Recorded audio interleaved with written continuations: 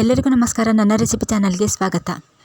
ನಾನಿವತ್ತು ತುಂಬಾ ಸಿಂಪಲ್ಲಾಗಿ ಮತ್ತು ಟೇಸ್ಟಿಯಾಗಿ ಮಾವಿನ ಹಣ್ಣಿನ ಸಾರು ಯಾವ ರೀತಿ ಮಾಡೋದು ಅಂತ ತೋರಿಸ್ಕೊಡ್ತಿದ್ದೀನಿ. ಫಸ್ಟ್ ಟೈಮ್ ನನ್ನ ಚಾನಲ್ ನೋಡ್ತಿದ್ರೆ ಸಬ್ಸ್ಕ್ರೈಬ್ ಮಾಡ್ಕೊಳ್ಳಿ, ಹಾಗೆ ಲೈಕ್ ಶೇರ್ ಕಮೆಂಟ್ ಮಾಡಿ. ಹಾಗೆಯೇ ನನ್ನ ಚಾನಲ್ಗೆ ನೀವೆಲ್ಲರೂ ತುಂಬಾ ಸಪೋರ್ಟ್ ಮಾಡ್ತೀರಿ ಅಂತ ಹೇಳ್ತಾ ಈಗ ಬನ್ನಿ ವಿಡಿಯೋ ಶುರು ಮಾಡೋಣ. ಮಾವಿನ ಹಣ್ಣಿನ ಸಾರು ಮಾಡೋದಕ್ಕೆ ಮೊದಲಿಗೆ ನಾನಿಲ್ಲಿ ಕಾಡು ಮಾವಿನ ಹಣ್ಣು ತಂದಿಟ್ಕೊಂಡಿದ್ದೀನಿ.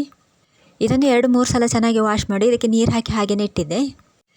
ಈಗ ನೋಡಿ, ಒಂದೊಂದೇ ಮಾವಿನ ಹಣ್ಣನ್ನು ತಗೊಂಡು ಈ ರೀತಿ ಕಟ್ ಮಾಡ್ಕೊಳ್ಬೇಕು. ನಾವು ಮಾವಿನ ಹಣ್ಣನ್ನು ಈ ರೀತಿ ಕಟ್ ಮಾಡ್ಕೊಳ್ಳೋದ್ರಿಂದ ಇದರ ಸಿಪ್ಪೆ ತುಂಬಾ ಸುಲಭವಾಗಿ ಬಿಡಿಸ್ಕೊಳ್ಬಹುದು. ಹಾಗಾಗಿ ಎಲ್ಲ ಮಾವಿನ ಹಣ್ಣನ್ನು ನೋಡಿ ಈ ರೀತಿ ಕಟ್ ಮಾಡ್ಕೊಂಡಾಗಿದೆ. ಇದಾದ ನಂತರ ಈಗ ಸಿಪ್ಪೆ ಬಿಡಿಸ್ಕೊಳ್ಳೋಣ. ನಾವು ಮೊದಲೇ ಮಾವಿನ ಹಣ್ಣನ್ನು ಸ್ವಲ್ಪ ಕಟ್ ಮಾಡ್ಕೊಂಡಿರೋದ್ರಿಂದ ಇಷ್ಟೊಂದು ಸುಲಭವಾಗಿ ಸಿಪ್ಪೆ ಬಿಡಿಸ್ಕೊಳ್ಬೋದು ನೋಡಿ. ಮತ್ತಿದು ಕಾಡು ಮಾವಿನ ಹಣ್ಣಾಗಿರೋದ್ರಿಂದ ಇದರ ಸಾರಂತೂ ತುಂಬಾ ಟೇಸ್ಟಿಯಾಗಿರುತ್ತೆ. ಯಾಕಂತಂದರೆ ಕಾಡು ಮಾವಿನ ಹಣ್ಣಿನಲ್ಲಿ ತುಂಬ ಸಿಹಿ ಇರೋದಿಲ್ಲ, ಹುಳಿ ಮತ್ತು ಸಿಹಿ ಎರಡು ಸಮ ಪ್ರಮಾಣದಲ್ಲಿರೋದ್ರಿಂದ ಈ ರೀತಿಯ ಮಾವಿನ ಹಣ್ಣನ್ನು ಸಾರು ಮಾಡ್ಕೊಳ್ಬೇಕು, ತುಂಬಾ ರುಚಿಯಾಗಿ ಬರುತ್ತೆ. ನಿಮಗೂ ಕೂಡ ಕಾಡು ಮಾವಿನ ಹಣ್ಣು ಸಿಕ್ತು ಅಂತಂದರೆ ಈ ರೆಸಿಪಿಯನ್ನು ಒಂದ್ಸಲ ಟ್ರೈ ಮಾಡಿ ನೋಡಿ. ಯಾಕಂತಂದರೆ ಮಾವಿನ ಹಣ್ಣು ಸೀಸನ್ ಆಗಿರೋದ್ರಿಂದ ಎಲ್ಲರೂ ಈ ಮಾವಿನ ಹಣ್ಣು ರೆಸಿಪಿಯನ್ನು ಒಂದ್ಸಲ ಮಾಡ್ಕೊಂಡು ತಿಂದು ನೋಡಿ. ತುಂಬ ಅಂದರೆ ತುಂಬಾ ಅದ್ಭುತವಾಗಿರುತ್ತೆ. ಈಗ ನಾನು ಮಾವಿನ ಹಣ್ಣು ಸಿಪ್ಪೆನೆಲ್ಲ ಬಿಡಿಸ್ಕೊಂಡು ರೆಡಿ ಮಾಡಿಟ್ಕೊಂಡಿದ್ದೀನಿ.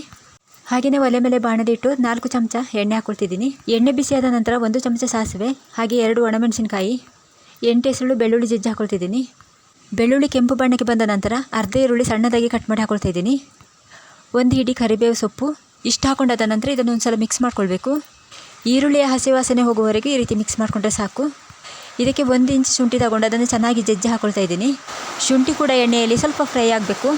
ಇದೆಲ್ಲವೂ ಫ್ರೈ ಆದ ನಂತರ ಇದಕ್ಕೆ 3/4 ಚಮಚ ಆಗೋಷ್ಟು ಅಚ್ಕಾರದ ಪುಡಿ ಹಾಕ್ಕೊಳ್ತಾ ಇದ್ದೀನಿ. ಹಾಗೆಯೇ ಇದರ ಜೊತೆಯಲ್ಲಿ ಜೀರಿಗೆ ಮತ್ತು ಕಾಳು ಮೆಣಸು ಪೌಡರ್ ಮಾಡಿ ಹಾಕ್ಕೊಳ್ತಾ ಇದ್ದೀನಿ. ಮತ್ತು ಈಗ ಮಳೆಗಾಲ ಆಗಿರೋದ್ರಿಂದ ನಾವು ಮಾವಿನ ಹಣ್ಣು ಸಾರು ಮಾಡ್ಕೊಳ್ಬೇಕಂತಂದರೆ ಅದಕ್ಕೆ ಶುಂಠಿ ಮತ್ತು ಕಾಳು ಮೆಣಸು ಪೌಡರ್ ಹಾಕ್ಕೊಳ್ಳೇಬೇಕು. ಯಾಕಂತಂದರೆ ಕೆಲವರಿಗೆ ಮಾವಿನ ಹಣ್ಣು ಅಥವಾ ಮಾವಿನ ಹಣ್ಣು ಸಾರು ತಿಂದರೆ ಆಗೋದಿಲ್ಲ, ಶೀತ ಕೆಮ್ಮು ಸ್ಟಾರ್ಟ್ ಆಗಿಬಿಡುತ್ತೆ. ಹಾಗಾಗಿ ಮಳೆಗಾಲದಲ್ಲಿ ಮಾವಿನ ಹಣ್ಣು ಸಾರು ಮಾಡಬೇಕಂತಂದರೆ ಅದಕ್ಕೆ ಶುಂಠಿ ಮತ್ತು ಕಾಳು ಮೆಣಸು ಪೌಡರ್ ಹಾಕ್ಕೊಳ್ಳೇಬೇಕು. ಇದನ್ನು ಹಾಕಿ ಮಾವಿನ ಹಣ್ಣು ಸಾರು ಮಾಡ್ಕೊಂಡು ತಿಂದರೆ ಸ್ವಲ್ಪ ಮಟ್ಟಿಗೆ ಕೆಮ್ಮು ಶೀತ ಎಲ್ಲವನ್ನು ದೂರ ಇಡಬಹುದು.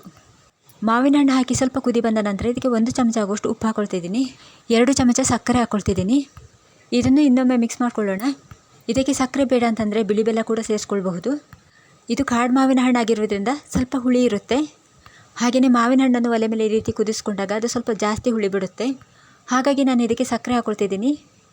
ಮಾವಿನ ಹಣ್ಣು ತುಂಬಾ ಹುಳಿಯಾದಾಗ ಸಕ್ಕರೆ ಅಥವಾ ಬೆಲ್ಲ ಸೇರಿಸ್ಕೊಂಡ್ರೆ ಸಾರು ತುಂಬಾ ಚೆನ್ನಾಗಿ ಬರುತ್ತೆ. ಇದೆಲ್ಲವನ್ನು ಹಾಕಿ ಒಂದು ಸಲ ಚೆನ್ನಾಗಿ ಕುದಿಸ್ಕೊಳ್ಬೇಕು. ಮತ್ತಿದು ತುಂಬ ಹೊತ್ತು ಬೇಕಾಗೋದಿಲ್ಲ, ಬೇಗನೆ ರೆಡಿಯಾಗುತ್ತೆ. ಈಗ ಸಾರು ಪೂರ್ತಿಯಾಗಿ ರೆಡಿಯಾಗಿದೆ. ಅದನ್ನು ಕೆಳಗಡೆ ಇಳಿಸಿ ಒಂದು ಬೌಲಿಗೆ ಹಾಕ್ಕೊಳ್ತಾ ಇದ್ದೀನಿ. ಇದು ತುಂಬಾ ಸುಲಭವಾಗಿ ಸಿಂಪಲ್ಲಾಗಿ ಮಾಡ್ಕೊಳ್ಳುವಂಥ ಮಾವಿನ ಹಣ್ಣಿನ ಸಾರು. ಈ ರೆಸಿಪಿ ನಿಮಗೆ ಎಲ್ಲರಿಗೂ ಇಷ್ಟ ಆಯಿತು ಅಂತಂದರೆ ಸಬ್ಸ್ಕ್ರೈಬ್ ಮಾಡ್ಕೊಳ್ಳಿ, ಹಾಗೆ ಒಂದು ಲೈಕ್ ಕೊಡಿ. ಮಾವಿನ ಹಣ್ಣಿನ ಸಾರು ರೆಡಿ ಆಯಿತು. ನೀವು ಕೂಡ ಈ ರೆಸಿಪಿಯನ್ನು ಮನೆಯಲ್ಲಿ ಒಂದು ಸಲ ಖಂಡಿತವಾಗಿ ಟ್ರೈ ಮಾಡಿ ಅಂತ ಹೇಳ್ತಾ ಇವತ್ತಿನ ವಿಡಿಯೋ ಮುಗಿಸ್ತಿದ್ದೀನಿ. ಇವತ್ತಿನ ಈ ರೆಸಿಪಿ ನಿಮಗೆ ಇಷ್ಟ ಆಗಿದ್ದರೆ ಪ್ಲೀಸ್ ಸಬ್ಸ್ಕ್ರೈಬ್ ಮಾಡ್ಕೊಳ್ಳಿ, ಹಾಗೆ ಒಂದು ಲೈಕ್ ಕೊಡಿ. ವಿಡಿಯೋ ಇಷ್ಟ ಆದರೆ ಶೇರ್ ಮಾಡಿ, ಕಮೆಂಟ್ ಮಾಡಿ. ಮುಂದಿನ ಹೊಸ ರೆಸಿಪಿಯೊಂದಿಗೆ ಸಿಗೋಣ. ಎಲ್ಲರಿಗೂ ಬಾಯ್ ಬಾಯ್. ಇಷ್ಟು ಹೊತ್ತು ನನ್ನ ವಿಡಿಯೋ ನೋಡೋದಕ್ಕೆ ಧನ್ಯವಾದ. Thank you.